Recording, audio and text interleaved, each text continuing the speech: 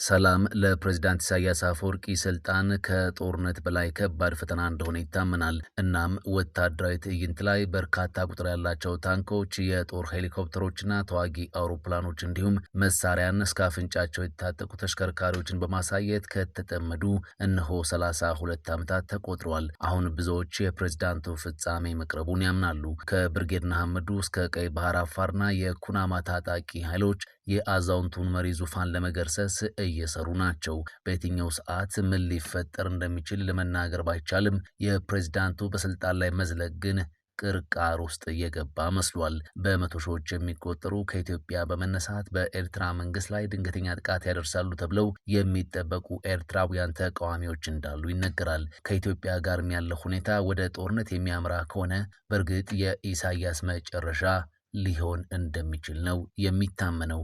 ይህ ኢትዮ ፕላስ ነው። ኢትዮ ፕላስን ሰብስክራይብ፣ ቪዲዮዎቹን ደግሞ ላይክ እና ሼር እያደረጋችሁ ጥቂት ደቂቃዎችን ከኛ ጋር እንድትቆዩ እንጋብዛችኋለን።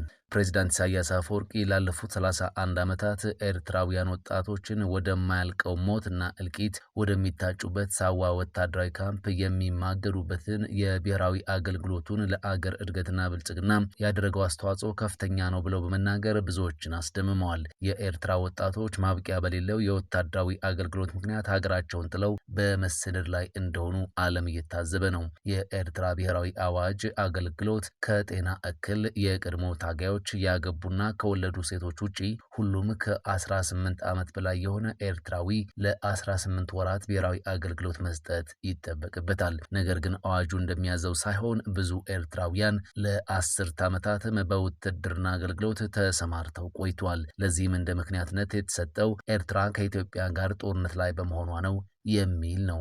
ነገር ግን የኢሳያስ መንግስት በሁለቱ ሀገራት መካከል ሰላም በሰፈነበት ወቅትም ሳይቀር የብሔራዊ አገልግሎቱን አላቋረጡትም ነበር። ኤርትራ ብሔራዊ ውትድርናውን በአስገዳጅነት መስጠት ከጀመረችበት አንስቶ ከሳዋ አሰልጣኞች ሲመረቁ ወታደራዊ ትዕይንት ላይ በርካታ ቁጥር ያላቸው ታንኮች፣ የጦር ሄሊኮፕተሮችና ተዋጊ አውሮፕላኖች እንዲሁም መሳሪያ እስከ አፍንጫቸው የታጠቁ መኪኖችን በማሳየት ላይ አሁንም አለች። ከፍተኛ ወታደራዊ ትዕይንት በሚደረግበት በዚያ አይነቱ የሞት ድግስ ላይ ወታደሮች ከጦር ሄሊኮፕተሮች ላይ በፓራሹት ሲወርዱ እንዲሁም ተዋጊ አውሮፕላኖቹ በሰማይ ላይ ሲያንዣብቡ እንዲታዩ ማድረግ ልማድ ነው። የኢሳያሷ ኤርትራ ከኢትዮጵያ ጋር ሰላም ባልነበረችበት ብቻ ሳይሆን ሰላምም በተፈጠረበት ወቅትም ይህንኑ ስታደርግ ቆይታለች። በወቅቱ ኤርትራ ሰላም በሰፈነበት ሰዓት ለምን እንዲህ አይነት ከፍተኛ ወታደራዊ የጦር ትዕይንት ማሳየት አስፈልጋት የሚል ጥያቄ በብዙዎች ተፈጥሮ ነበር። ፕሬዝዳንት ኢሳያስ ያለፉትን 3 አስርት ዓመታት በዓለም አቀፍ ማህበረሰብ ትኩረት ለማግኘት ብሎ በሰራው ስራ ሰላም ሲደፈርስና ሲበላሽ እንደመጣ ተንታኞች ይስማሙበታል። ሰላም ለፕሬዝዳንት ኢሳያስ ስልጣን ከጦርነት በላይ ከባድ ፈተና እንደሆነም ይታመናል። ህዝቡ ጦርነት ተሸብሮ ከሚኖር ሰላም ሲያገኝ ነው አይኑን የሚገልጠው። በዚህ ምክንያት ነው ፕሬዝዳንት ኢሳያስ አሁንም ኃይሌ እንዳለ ነው የሚል መልእክት ለማስተላለፍ በሚል በሰላሙም ሰላም በራቀበትም ጊዜ ወታደራዊ ትዕይንት የሚያሳዩት ይላሉ ተንታኞች። የተካሄዱት ጥናቶች እንደሚያመላክቱት ኤርትራውያን ከሀገራቸው የሚሰደዱበት ዋነኛው ምክንያት መጨረሻ የሌለው ብሔራዊ አገልግሎት ነው። ብሔራዊ አገልግሎቱ ወጣቶች መጪ ህይወታቸውን ስለሚያጨልምባቸው ሀገራቸውን ከመገንባት ይልቅ ወደ ውጭ ሀገራት በመሰደድ ላይ ናቸው ይላሉ።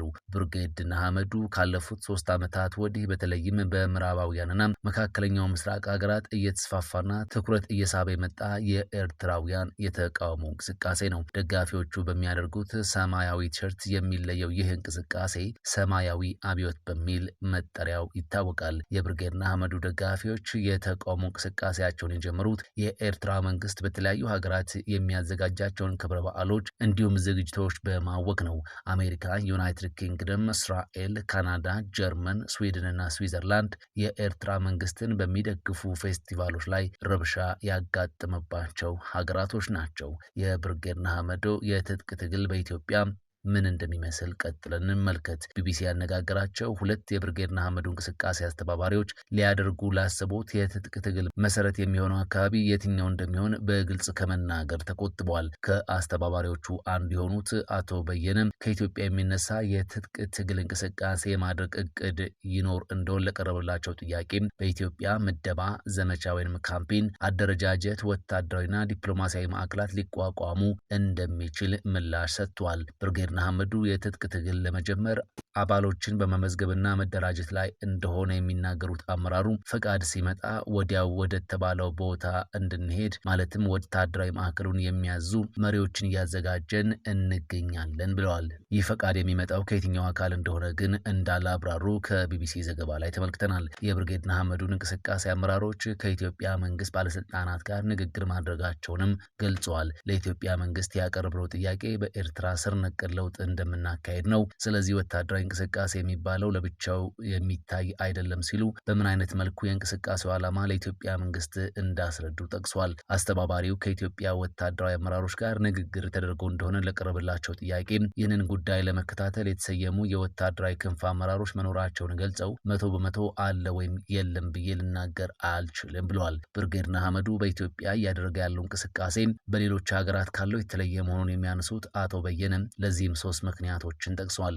አስተባባሪው ኢትዮጵያ በተለይም ከአፍሪካ ህብረት መቀመጫነቷ ጋር ተያይዞ ያላት የዲፕሎማሲ ማዕከልነት በምክንያትነት የሚጠቅሱት አንዱ ምክንያት ነው። ኢትዮጵያና ኤርትራ በኢኮኖሚና ጸጥታ ቅርበት ያላቸው ተጎራባች ሀገራት መሆናቸው እንዲሁም በሀገሪቱ ውስጥ ከ300 ሺህ በላይ ኤርትራውያን መኖራቸው ብርጌድ ንሓመዱ በተለየ መልኩ እንቅስቃሴ እንዲያደርግ በምክንያትነት የተጠቀሱ ሌላኞቹ ምክንያቶች ናቸው። ሶስተኛው ዓላማ ደግሞ በምዕራባውያን ሀገራት የተፈጠረው ትግላችን ወደ ሀገሩ አካባቢ ማንቀሳቀስ ነው ብለዋል። ወደ ጎረቤት ሀገሩ በማምጣት ለለውጡ እንቅስቃሴዎች ህዝቡ ጠርቶ ሊሰማው በሚችልበት ጎረቤት መፍጠር ነው። በኢትዮጵያ ስንል በሰመራ፣ በመቀሌ ወይም ሁመራ በተለያዩ አካባቢዎች በመቅረብ ትግሉን ማስፋት ነው ብለዋል። ቀጥለን ደግሞ የኢትዮጵያና ኤርትራ ታጣቂዎችን የመደገፍ ልምዳቸውን እንመልከት። የኢትዮ ኤርትራ ጦርነትን ተከትሎ ለ10 ዓመታት በጠላትነት የቆዩት አዲስ አበባና አስመራ አንዳቸው የሌላኛቸውን መንግስት ለመገልበጥ የሚሰሩ ታጣቂ ቡድኖችን የመደገፍ የቆየ ልማድ እንዳላቸው ይነገራል። ኤርትራ የኦሮሞ ነጻነት ግንባር ኦነግ፣ የኦጋዴን ብሔራዊ ነጻነት ግንባር ኦብነግ፣ አርበኞች ግንቦት 7 እንዲሁም የትግራይ ህዝብ ዲሞክራሲያዊ እንቅስቃሴን ለአመታት አስጠልላ ስትረዳ ቆይታለች። የኢትዮጵያ መንግስትን በተመሳሳይ በተለያዩ ጊዜያት የኤርትራ መንግስትን ለመገልበጥ እቅድ ያላቸውን ተቃዋሚ ድርጅቶች አስተናግዷል። ኤርትራዊው የስነ ሰብ ፕሮፌሰር አብዱልቃድር ሳላህ መሐመድ እና በኖርዌይ የኦስሎ ኒው ዩኒቨርሲቲ ኮሌጅ የግጭት ጥናት ፕሮፌሰር በ2007 ዓ.ም ባሳተሙት የባለሙያ ትንተና መጣጥፍ ላይ የኢትዮጵያ መንግስት በኤርትራ የሚገኙ ብሔረሰቦችን ጥያቄ ይዘው የተነሱ ተቋሚ ቡድኖች እንዲመሰረቱ እገዛ ማድረጉን ጽፏል። በኢትዮጵያ መንግስት እገዛ ተመስርተዋል ተብለው የተጠቀሱት ብሔር ተኮር ድርጅቶች የቀይ ባህር አፋር ዲሞክራሲያዊ ድርጅትና የኤርትራ ኩናማ ነጻነት እንቅስቃሴ የተባሉት ታጣቂ ቡድኖች እንደሆኑም ተነግሯል። ከ10 ዓመት በፊት በወጣው ጽሑፍ ላይ የቀይ ባህር አፋር ዲሞክራሲያዊ ድርጅት 15000 ተዋጊዎች እንዳሉት ተጠቅሷል። ይህ ታጣቂ ቡድን አሁንም ድረስ መሰረቱን በአፋር ክልል አድርጎ ይንቀሳቀሳል። የኤርትራ አፋር ብሔራዊ ኮንግረስ የተባለው ተቃዋሚ ድርጅትም በተመሳሳይ በአፋር ክልል ውስጥ እንቅስቃሴዎችን ያደርጋል። የኤርትራ ወጣቶች አንድነት ለብሔራዊ ደህንነት ስምረት የተባለው ተቃዋሚ ድርጅት ደግሞ በአዲስ አበባ ጽህፈት ቤት ነበረው። የኤርትራ ተቃዋሚ ድርጅቶችን የኢትዮጵያ እንቅስቃሴን በተመለከተ ከሚጠቀሱ ሁነቶች አንዱ በ2003 ዓ.ም በሐዋሳ ከተማ የተካሄደው ኮንፍራንስ ነው። ለ10 ቀናት የተደረገው ይህ ኮንፍራንስ በተለያዩ ሀገራት የሚገኙ ከ500 በላይ የፖለቲካ ድርጅቶች፣ የሲቪክ ማህበረሰብ ድርጅቶችና የወጣቶች ተወካዮች የተሳተፉበትም ነበር። የኤርትራ ዳያስፖራ ማህበረሰብ የተቃውሞ እንቅስቃሴዎችን በተመለከተ በ2015 የታተመ አንድ ጥናት በሐዋሳው ኮንፈረንስ ላይ 21 የፖለቲካ ድርጅቶች መሳተፋቸውን አስፍሯል። በጃፓን ቶኪዮ ከተማ የሚገኘው የኢትዮጵያ ኤምባሲ በወቅቱ በድረገጹ ባወጣው ጽሑፍ ደግሞ ከ30 በላይ የፖለቲካ ፓርቲዎች በኮንፈረንሱ ላይ መሳተፋቸውን ገልጿል። የኤርትራን አምባገነን መንግስት ለመገልበጥ የሚያስችል አብይ ስልትን ለማጽደቅ በተካሄደው በዚህ ኮንፈረንስ ላይ በወቅቱ የኢትዮጵያ ሕዝቦች አብዮታዊ ግንባር ኢህአዴግ ጽህፈት ቤት ኃላፊ የነበሩት አምባሳደር ሬድዋን ሁሴን እንደተገኙ የኤምባሲው ጽሑፍ ያስረዳል። አምባሳደር ሬድዋን ሬድዋን በኮንፈረንሱ መክፈቻ ላይ ባደረጉት ንግግር ኮንፈረንሱ የኤርትራ ተቃዋሚ ኃይሎች ልዩነታቸውን እንዲፈቱና ስምምነት ላይ እንዲደርሱ ይረዳል የሚል እምነት እንዳላቸው እንደገለጹም በጽሁፉ ላይ ሰፍሯል። የኤምባሲው ጽሁፍ የኢትዮጵያ ህዝብና መንግስት በኤርትራ ሰላምና ዲሞክራሲ ለማምጣት ለሚደረገው ትግል ድጋፍ እንደሚያደርግም ቃል ገብቷል ሲል የአምባሳደር ሬድዋንን ንግግር ጠቅሷል። ለሐዋሳው ኮንፈረንስ ዝግጅት ለማድረግ በአዲስ አበባና በቢሾፍቱ ከተሞች በተካሄዱ ስብሰባዎች ላይ የተሳተፈው ጋዜጠኛ ካሊድ አብዱ የኤርትራ ተቃዋሚ ድርጅቶች በአዲስ አበባ እንዲሁም እንደ አዲግራትና ሽረ ባሉ የትግራይ ክልል ከተሞች ጽህፈት ቤቶች እንደነበሯቸው ያስታውሳል። በአሁኑ ወቅት ስዊድን የሚገኘው ጋዜጠኛው ጽህፈት ቤታቸውን እንዲያስተዳድሩ በየወሩ ከመንግስት የሚሰጣቸው የተወሰነ ገንዘብ ነበር። በተለይ ደግሞ መሳሪያ አንግበው የሚታገሉትን ይረዷቸው ነበር ሲል ለቢቢሲ ተናግሯል። የኤርትራ ተቃዋሚ ድርጅቶች ከኢትዮጵያ መንግስት የገንዘብ ድጋፍ ያገኙ የነበረው ባላቸው እንቅስቃሴና